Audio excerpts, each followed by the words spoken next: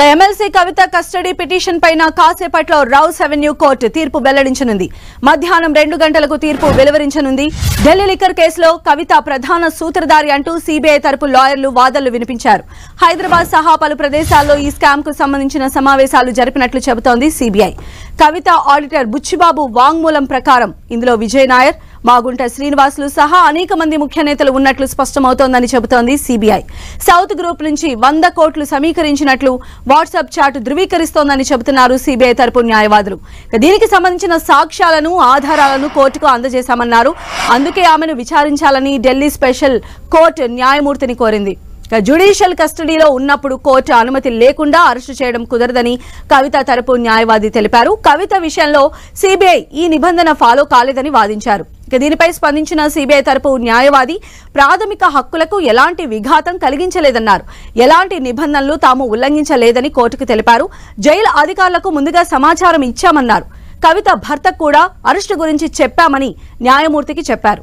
మరోవైపు ఎలాంటి నోటీస్ లేకుండా కవితను అరెస్ట్ చేయడాన్ని సవాల్ చేస్తూ CBI special court judge bench లో పిటిషన్ దాఖలు చేశారు కవిత తరపు లాయర్స్.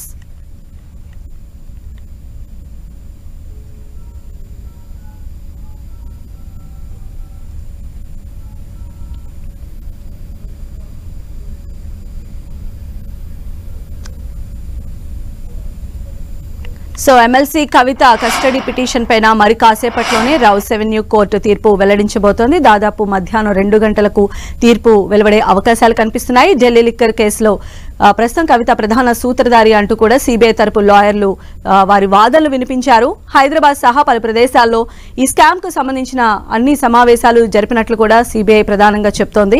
కవిత ఆడిటర్ బుచ్చిబాబు ఇచ్చిన వాంగ్మూలం ప్రకారం ఇందులో విజయ్ నాయర్, అలానే మాగుంట శ్రీనివాసులు సహా అనేక మంది ముఖ్యులు ఉన్నట్టుగా కూడా స్పష్టమవుతోందని సీబీఐ చెప్తోంది. అయితే సౌత్ గ్రూప్ నుంచి 100 కోట్లు సమీకరించినట్లు వాట్సాప్ చాట్ ధృవీకరిస్తోందని కూడా సీబీఐ తరపు న్యాయవాదులు చెప్తున్నారు. ఓవరాల్ అప్డేట్స్ అందించాలని మా ప్రతినిధి గోపి మనకు అందుబాటులో ఉన్నారు. గోపి,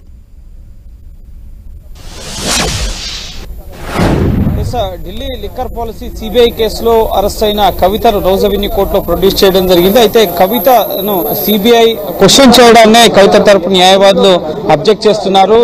కోర్టు ముఖ్యంగా కోర్టు అనుమతి లేకుండానే అరెస్ట్ చేశారు అన్న అంశాన్ని కోర్టు దృష్టికి తీసుకెళ్లారు. ఇటు కవితను సిబిఐ ప్రశ్నించే అంశంపై ఇప్పటికే కోర్టులో పిటిషన్ వేశాం. ఆ అంశం పెండింగ్ లో ఉన్న సమయంలోనే కవితను అరెస్ట్ చేశారు. ఈ అరెస్టు చెల్లదు, ఇది చట్టవిరుద్ధమైన అరెస్ట్ అంటూ కవిత తరపు న్యాయవాది విక్రమ్ చౌదరి అలాగే నితీష్ రాధా వాదనలు వినిపించడం జరిగింది. అంతకు మునుపే ఇటు సిబిఐ తరపున న్యాయవాది కవిత కీలక సూత్రధారి, ఈ లిక్కర్ పాలసీ రూపకల్పన అలాగే ఢిల్లీ వ్యాపారంలో కవిత చాలా కీలక పాత్ర పోషించారు. 100 కోట్ల ముడుపుల్ని ఆమ్ ఆద్మీ పార్టీకి విజయ్ నాయర్ ద్వారా అందజేసి తమకు అనుకూలంగా పాలసీలో మార్పులు చేర్పులు చేశారు. ఈ 100 కోట్లను సమకూర్చడంలో కూడా కవితే కీలక సూత్రధారి అని చెప్పి కవిత తమ రిమాండ్ రిపోర్ట్ లో పేర్కొనడం జరిగింది.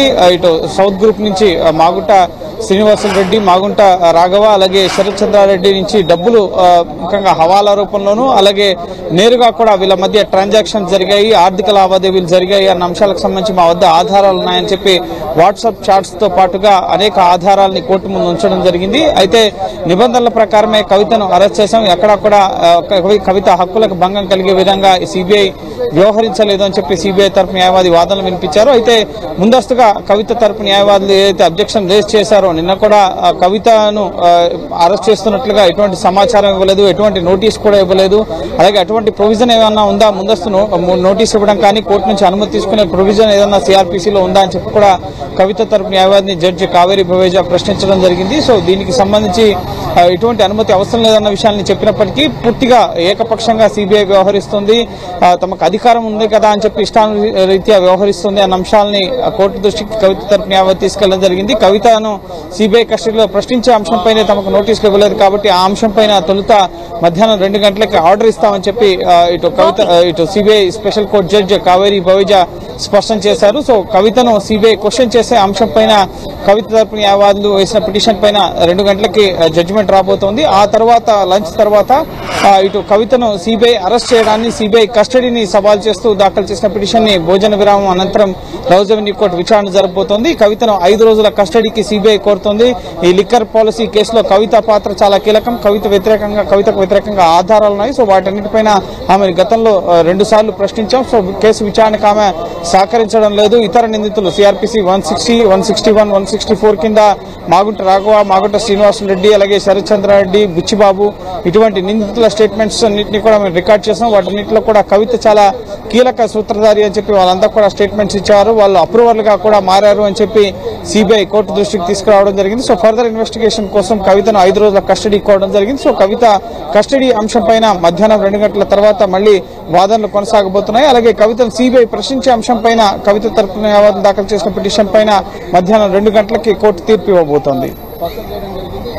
గోపి, అయితే మనం చూసినట్లయితే కవిత అరెస్ట్ అక్రమం అంటూ కూడా కవిత తరపు లాయర్స్ వాదిస్తున్నటువంటి సిచ్యువేషన్ ఉంది. అయితే ఇప్పుడు వచ్చినటువంటి కోర్టు తీర్పును బేస్ చేసుకుని ఏదైతే ట్రయల్లో అంటే సిబిఐ ప్రశ్నించే అంశం ఉన్నటువంటి ఆ ట్రయల్ కోర్టు తీర్పుని బేస్ చేసుకొని ఇప్పుడు సిబిఐకి కస్టడీకి ఇచ్చే అవకాశం ఉందా? అలానే సిబిఐ కోరినట్లుగా 5 days కస్టడీకి అలో చేయొచ్చా? లేదా ఏమన్నా అంటే వాళ్ళు ప్రొడ్యూస్ చేసినటువంటి ఆధారాలను బేస్ చేసుకొని ఒకవేళ కస్టడీ ఇచ్చినట్లయితే ఆ రకంగా తీర్పు వచ్చే అవకాశాలు ఉండొచ్చా? ఎస్, సిబిఐ 5 రోజుల కస్టడీకి అడుగుతుంది. సో కోర్టు రిమాండ్ రిపోర్ట్ ను పరిశీలించిన తర్వాత ఎన్ని రోజుల కస్టడీకి అనుమతిస్తుంది అనేది మనం వేచి చూడాలి. ఇప్పటికే Kavitha Delhi liquor policy money laundering కేసులో ఈడీ కేసులో అరెస్ట్ అయ్యి జ్యుడిషియల్ కస్టడీలో తీహార్ జైల్లో ఉన్నారు. ఆమె జ్యుడిషియల్ కస్టడీని ఏప్రిల్ 23 వరకు కూడా ఎక్స్టెండ్ చేయడం జరిగింది. సో ఇప్పుడు సిబిఐ ఒకవేళ కస్టడీకి తీసుకున్నట్లయితే గనక కస్టడీకి అనుమతిస్తే రిమాండ్ రిపోర్ట్ లో ఉన్న అంశాలని పరిగణలోకి తీసుకుని కవిత ఈ లిక్కర్ కేసులో కీలక సూత్రధారి, నిందితులు ఇచ్చిన వాంగ్మూలాలు వీటన్నింటిని పరిగణలోకి తీసుకుని కనుక కోర్టు ఒకవేళ కవితను సిబిఐ కస్టడీకి అనుమతిస్తే కనుక సిబిఐ కేంద్ర కార్యాలయంలో కవితను ప్రశ్నించడం జరుగుతుంది. సో ఆ మునుపు ప్రస్తుతం సిబిఐ క్వశ్చన్ చేయడాన్ని ఇటు కవిత తరపు న్యాయవాదులు సవాల్ చేస్తున్నారు కాబట్టి సో ఆ జడ్జిమెంట్ ఏ విధంగా రాబోతుంది అనేది మనం వేచి చూడాల్సి ఉంటుంది. ఎందుకంటే కవితను క్వశ్చన్ చేసే అంశం పట్ల ఇటు సిబిఐ నిబంధనలకు విరుద్ధంగా వ్యవహరించింది. తమకు అప్లికేషన్ ముందస్తుగా ఇవ్వలేదు, సమాచారం ఇవ్వకుండానే కవితను అరెస్ట్ చేస్తున్నారన్న సమాచారం కవితకు ఏప్రిల్ ముఖ్యంగా మొన్న రాత్రి 10:30 గంటలకి కవితకు తెలియపరచడం జరిగింది. కవిత ఆ సమాచారాన్ని న్యాయ సలహా కోసం తన కుటుంబ సభ్యులకు కాల్ చేస్తా అని చెప్పి భర్త అనిల్ కుమార్ కి ఫోన్ చేసి తెలియపరచడం జరిగింది. అంతేకాని అరెస్ట్ చేస్తున్నారు అన్న సమాచారం ఇవ్వలేదు. న్యాయ సలహా గురించి మాట్లాడాను అని చెప్పి కవిత కూడా నేరుగా తన వాదనని కోర్టులో వినిపించడం జరిగింది. అలాగే మధ్యలో ఒకసారి మంచినీళ్లు కూడా కవిత తీసుకోవడం జరిగింది. సో ఖచ్చితంగా ఈ కేసు ఆర్గ్యుమెంట్స్ లో కవిత కూడా ఇటు సిబిఐ కస్టడీలో ఉన్న వారిని 3rd floor కి తరలించడం జరుగుతుంది. 512 court room number 512 5th floor లో రౌజ్ అవెన్యూ కోర్టులో విచారణ జరుగుతుంది. సో కోర్టు విచారణ అనంతరం కాసేపటి క్రితమే కవితను 5th floor నుంచి 3rd floor కి షిఫ్ట్ చేశారు. సో మధ్యలో మళ్ళీ ఇప్పుడు లంచ్ బ్రేక్ అనంతరం 2 గంటలకి వాదనలు జరుగుతున్న సందర్భంగా మళ్ళీ సిబిఐ కస్టడీ ఇటు పోలీసులు అదుపులోకి తీసుకున్న వారిని 3rd floor నుంచి 5th floor కి షిఫ్ట్ చేసి మళ్ళీ కోర్టు ముందు ప్రొడ్యూస్ చేయడం జరుగుతుంది. సో చూడాలి మధ్యాహ్నం తర్వాత కవిత కేసులో సిబిఐ కేసులో ఎటువంటి పరిణామాలు చోటు చేసుకుంటాయి. రిమాండ్ రిపోర్ట్ లో ఉన్న అంశాలని కోర్టు పరిగణలోకి తీసుకుంటుందా, కవిత కీలక సూత్రధారి అన్న అంశాలకు సంబంధించి కోర్టుకి సిబిఐ వాట్సాప్ చాట్స్ తో పాటుగా నిందితులు ఇచ్చిన వాంగ్మూలాలు, అలాగే ఎక్కడెక్కడి నుంచి కవిత డబ్బు సమకూర్చారు, ఏ విధంగా ఈ లిక్కర్ వ్యాపారంలో భాగస్వాములయ్యారు, ఢిల్లీలో హైదరాబాద్ లో జరిపిన సమావేశాలు, అలాగే విజయనాయర్ ద్వారా ఇటు ఆమ్ ఆద్మీ పార్టీకి 100 కోట్ల ముడుపుల చేరవేత, అలాగే దానికి గాను లిక్కర్ పాలసీ తమకు అనుకూలంగా మార్చుకోవడం, అలాగే కవిత తరపున బినామీగా అరుణ్ పిళ్ళై ఢిల్లీ లిక్కర్ వ్యాపారంలో ఇండోస్పిరిట్స్ కంపెనీలో వాటాదారుడుగా ఉన్నారు. ఇటువంటి అనేక అంశాలని కోర్టుకైతే సబ్మిట్ చేశారు. ఇవి గతంలో అనేక ఛార్జ్ షీట్లలో కూడా ఇటు సిబిఐ ప్రస్తావించడం జరిగింది. సో ఇప్పుడు నేరుగా కవితనే అదుపులోకి తీసుకున్నారు కాబట్టి సో కవిత కేసులో ఇటు ఈ రిమాండ్ రిపోర్ట్ ని ఎంతవరకు పరిగణలోకి తీసుకుంటారా, అలాగే కవిత అరెస్ట్ చెల్లదు అని చెప్పి కవిత తరపు న్యాయవాదులు వినిపిస్తున్న వాదనని పరిగణలోకి తీసుకుంటారా, లేక రిమాండ్ రిపోర్ట్ లో ఉన్న అంశాలను పరిగణలోకి తీసుకుని కవితకు సిబిఐ కస్టడీకి అనుమతిస్తారా అనేది మధ్యాహ్నం 2 గంటల తర్వాత ప్రారంభమయ్యే విచారణలో తెలియబోతోంది. రైట్.